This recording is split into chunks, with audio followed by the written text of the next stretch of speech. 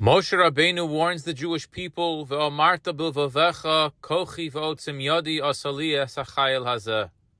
He warns them not to say to yourself that it is my strength and the might of my hand that have accumulated this wealth for me. Rather, you should remember God your God, for it is He who gives you strength to become wealthy in order to fulfill His covenant that He swore to your forefathers as He is doing today. It's a powerful warning because it speaks to one of the most subtle illusions in life, the belief that our success is self-made.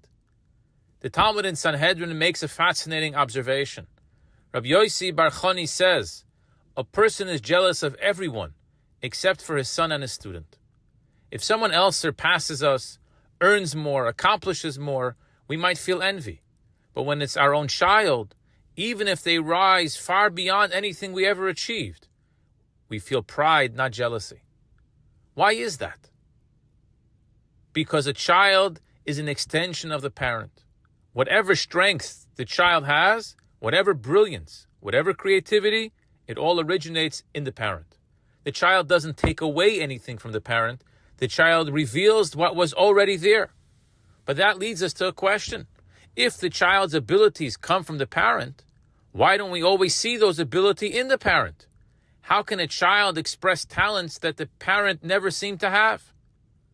The answer is that the parent did have those abilities. However, they were lying in a dormant state, hidden potential, unexpressed energy.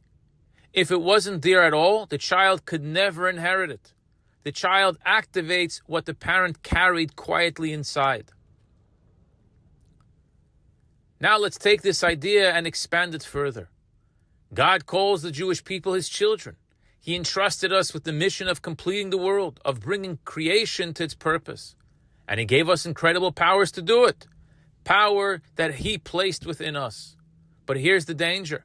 When we do succeed, when we do accomplish something meaningful, when we build, create, earn, or inspire, we might start thinking, look what I did.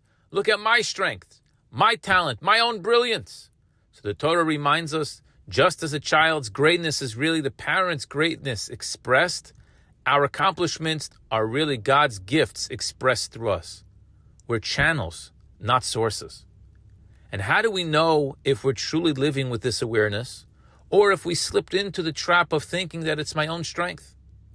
So it shows up in the small reactions to success. When we earn money, do we give tzedakah generously, recognizing that the blessing wasn't ours alone?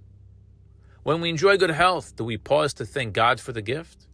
When someone asks us how we're doing, do we instinctively say, Baruch Hashem, thank God, acknowledging the source of everything? These habits are subtle, but they train the heart. They keep us grounded. They keep us connected. A prominent doctor once bragged to a great Rebbe about a very complicated surgery that he performed, saving a patient's life.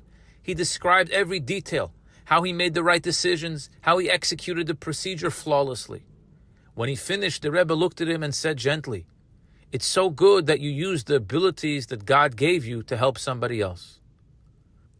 The doctor later said that he never thought of his medical skill that way before.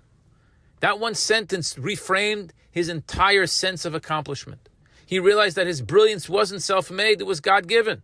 His talent wasn't something that he owned, it was something he was entrusted with. That's the message that Moshe Rabbeinu is giving us in this week's parhsa. Don't erase God from your story. Don't fall into the illusion that your strength is self-generated. Recognize the source, and your success becomes not just bigger, but divine.